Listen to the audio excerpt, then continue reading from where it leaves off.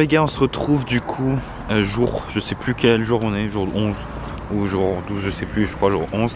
Mais bref, aujourd'hui ça va être sûrement le dernier épisode, en tout cas quotidien, de la série sur le LGD MK. Donc je vais vous énoncer pourquoi j'ai décidé d'arrêter pour l'instant cette série, enfin quotidiennement. Donc déjà, je vous ai expliqué hier dans la vidéo d'hier que faire les épisodes tous les jours, ça rimait un peu à rien parce qu'il n'y avait pas trop de changements entre chaque jour. Donc je préfère vous faire des épisodes un peu moins réguliers où vous constaterez de réels changements. Je pourrais vraiment dire des choses qui comptent à propos du LGD, du MK. Donc aujourd'hui, il faut savoir que là je viens de finir de m'entraîner, il est à peu près bientôt 14 h. J'ai pris du coup le LGD MK avant la séance. Donc je vous explique pourquoi, parce qu'en fait hier j'ai pris le LGD MK avant la séance d'hier et je me suis réveillé pareil à 6 h du matin avec la faim, tout ça. Donc je me dis que la meilleure solution c'est soit de le prendre le matin ou soit de le prendre le soir avant de dormir. Et comme j'ai 60 capsules, donc aujourd'hui je vais prendre une capsule avant l'entraînement et une capsule juste avant de dormir. Donc comme je vous l'ai dit, parce que j'ai 60 capsules et 8 semaines ça fait 8 x 7 56, donc il y a 2 jours dans cette cure où je pourrais en prendre 2, donc aujourd'hui je vais en prendre 2, comme ça sera fait.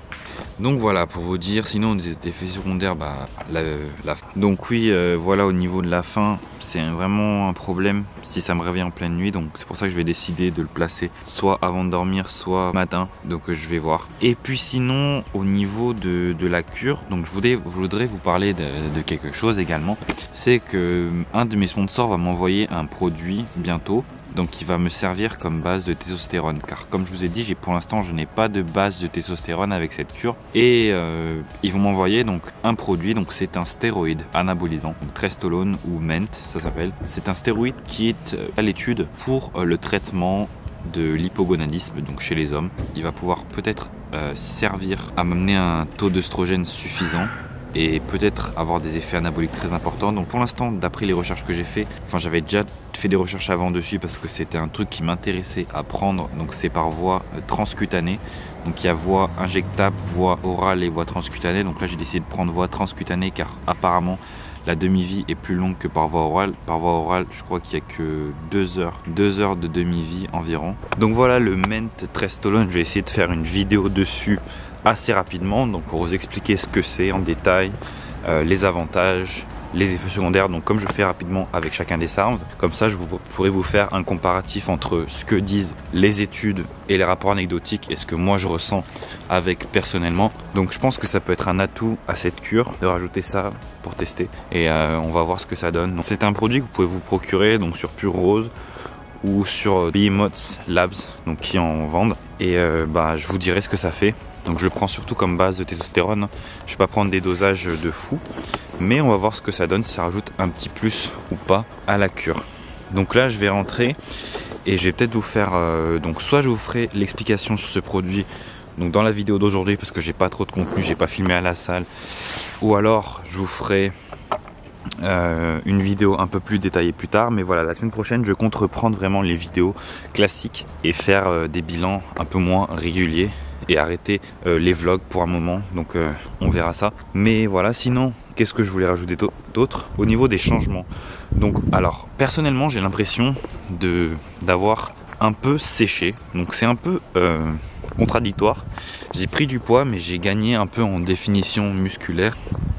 C'est parce que quand vous prenez des SARMs en fait ou des stéroïdes, si vous ne mangez pas assez, ou voilà, votre métabolisme est tellement accéléré que il se peut que voilà, même en prenant du poids vous perdez du gras parce que vous n'avez pas assez d'apport calorique. Donc je pense que c'est un de mes soucis, je pense. Donc voilà, on verra ce que ça donne dans les prochains jours. Au niveau des performances, pour l'instant ça n'a pas trop monté parce que là les derniers jours j'ai pas bien dormi et j'ai pas bien mangé non plus. Donc j'essaierai de vous faire soit une explication sur le produit que je vais ajouter à cette cure aujourd'hui, ou alors je vous ferai une vidéo plus détaillée la semaine prochaine. Et puis comme d'habitude, si jamais j'ai quelque chose à dire aujourd'hui en plus qui me revient à l'esprit, je vous ferai une petite explication dans cette vidéo. Sinon je pense que ça sera le dernier épisode quotidien de la série. Salut tout le monde, j'espère que vous allez bien. Donc on se retrouve aujourd'hui pour le jour 12 donc de la cure LGD MK. Donc comme je l'ai dit dans la vidéo d'avant, enfin non, là on est jour 13, mais je vais faire cette vidéo, voilà, je vais la rajouter à la vidéo du jour 12 parce que voilà, pour le jour 12 j'avais pas trop de contenu et je vous avais dit que j'allais vous expliquer en détail donc le stéroïde que j'allais prendre en plus de ma cure de LJDMK, donc quand je le recevrai bien sûr. Donc je vous ai parlé de ce stéroïde qui est Ment ou Trestolone. Ce qu'il faut savoir déjà, c'est que Trestolone ou Ment, donc c'est un stéroïde anabolisant qui est expérimental, donc il est encore à l'étude. Il a été développé par le gouvernement américain, donc dans la recherche, dans un objectif, donc d'après ce que j'ai compris, de substitut de la testostérone. Donc en gros, il serait peut-être utilisé comme thérapie de remplacement de la testostérone ou alors comme contraceptif masculin. Donc le Trestolone, c'est un dérivé donc 19-nor. Donc 19-nor, c'est une catégorie de stéroïdes donc qui sont extrêmement puissants et il est souvent décrit comme un croisement entre le Trenbolone et le Nandrolone. Donc le Trestolone, c'est un peu un stéroïde voilà qui serait un peu un mix des deux au niveau des effets. Donc il produirait les effets les plus puissants du décadurabolin et de la testostérone et du Trenbolone combinés, avec possibilité d'éviter certains effets secondaires. Donc ce qu'il faut savoir sur le Trestolone, c'est qu'il est 10 fois plus anabolique que la testostérone. Donc par exemple, une dose 10 fois moins importante, par exemple si vous prenez 500 mg de testostérone par semaine, vous pourrez obtenir les mêmes résultats anaboliques avec 50 mg de Trestolone par semaine. Donc ça fait vraiment pas beaucoup. Voilà, donc il faut savoir que donc généralement le rapport anabolique androgénique de la testostérone il est de 100%, donc 100-100, alors que celui de la Trenbolone c'est 500-500 et celui de Trestolone ou Ment il est de 2300-2650. Donc c'est un stéroïde qui est plus anabolisant et moins androgénique que la testostérone donc sur le papier. Donc comment le Trestolone pourrait être un substitut de la testostérone? Donc le Trestolone, il serait le seul stéroïde capable de maintenir une physiologie donc masculine normale en l'absence de testostérone, y compris le fonctionnement sexuel. Donc ça a été noté dans les études que chez de nombreux utilisateurs, le Trestolone entraîne des effets psychologiques qui sont positifs et notamment un sentiment de confiance et de bien-être. C'est un effet qui est couramment reporté lorsque les niveaux de DHT, testostérone, le dianabol, le proviron ou le mastéron. Donc cependant, le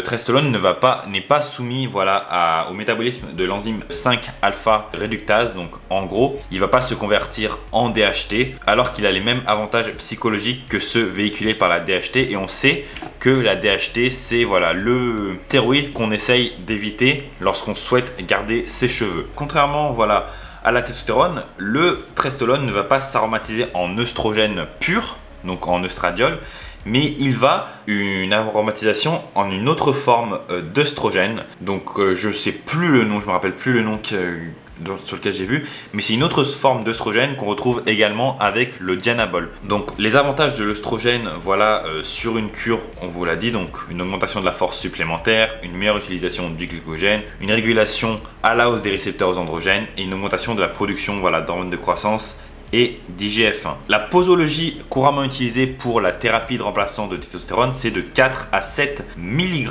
donc 4 à 7 mg de Trestolone par jour. Donc c'est vraiment une dose peu importante. Donc pour l'anecdote, moi je vais prendre donc du Trestolone de manière transcutanée. Donc ça a une biodisponibilité un peu moindre que l'injection intramusculaire, mais je crois qu'il n'y a pas tellement de différence que ça. Et la dose que je vais utiliser, ça va être 17 mg par jour pendant 8 semaines. Donc je vais être environ 3 fois supérieur à la dose de TRT. Dans les études, il a été noté que de 4 à 7 mg par jour, on a noté que des effets bénéfices et en absence d'effets secondaires et d'effets négatifs sur les analyses de sang. Donc on pourrait dire que le Trestolone est un SARMs parce que les SARMs, en gros, ce sont des composés qui sont plus sélectifs sur les récepteurs aux androgènes. Donc c'est pas parce que les SARMs, donc les SARMs c'est pas une catégorie à part entière qui font que ce sont des SARMs, ce sont juste voilà, des anabolisants qui vont être plus sélectifs au niveau des récepteurs aux androgènes que certains stéroïdes, cependant à des doses assez faibles. Mais tous les stéroïdes anabolisants à des doses assez faibles sont sélectifs, mis à part la testostérone. Donc cependant, il faut savoir que la demi-vie du Ment ou Trestolone est vraiment courte. Donc dans les études, ils ont trouvé des demi-vies allant voilà, de 40 minutes pour 500 microgrammes. Cependant, une étude a montré que avec une injection intramusculaire, la demi-vie était plus longue, donc 224 minutes, donc ça fait pas beaucoup quand même, ça fait moins de 4 heures, donc de 3 à 4 heures, et que les concentrations maximales étaient atteintes donc 1 à 2 heures après les injections. Donc ça en ferait un stéroïde vraiment bien pour un pré-workout par exemple. Mais cependant, l'administration quotidienne serait suffisante, voilà, pour le Trestolone. Donc parce que voilà, c'est pas parce que la demi-vie est vraiment courte. Donc ce qu'ils ont remarqué par contre, c'est que des doses voilà, de TRT, au bout de 24 heures, il n'y avait plus de traces de produit dans le système. Donc ce qui veut dire que voilà, si vous devez faire un PCT après la prise de ce produit, ça serait 24 heures après l'utilisation. Donc normalement, voilà, il n'y aura plus de produit dans votre système. On reporte quand même des effets secondaires chez les utilisateurs, donc de manière anecdotique. Donc il y a une cascade d'effets secondaires qui peut arriver, donc ça va être de manière dose dépendante bien sûr, parce qu'à des doses de TRT vous n'allez pas forcément avoir des effets secondaires, mais si vous souhaitez voilà, faire une cure où vous prenez des doses plus importantes, il se peut qu'il y ait des effets secondaires, donc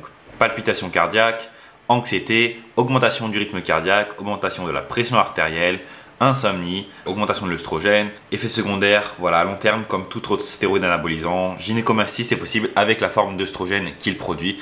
Donc c'est pour ça qu'il est recommandé de commencer à des doses faibles, donc 5 mg par jour, et de tester sa sensibilité et ensuite augmenter petit à petit. Donc ça c'est avec tous les produits, je le recommande moi-même avec les SARMs de ne pas commencer directement à des grosses doses pour évaluer la tolérance de votre corps avec le produit. Les doses recommandées au niveau du Trestolone, donc d'après ce que j'ai vu, à des fins d'amélioration de la performance et pas à des fins voilà, juste de remplacement de la testostérone, vous pouvez prendre le Trestolone donc à des doses assez faibles de 5 à 10 mg par jour, ça serait suffisant pour améliorer la performance, ou des doses voilà, plus importantes de 10 à 25 mg par jour sont couramment reportées, 25 à 50 mg par jour et jusqu'à 100 mg par jour. Donc c'est des doses qui sont recommandées généralement sur 8 semaines pour le Trestolone. Je voulais juste revenir sur le point de la forme d'œstrogène que le Trestolone produit. Le Trestolone, donc MENT, n'a pas d'impact direct sur l'œstradiol. Comme le 7-alpha-méthylestradiol, son œstrogène est similaire au 17-alpha-méthylestradiol, donc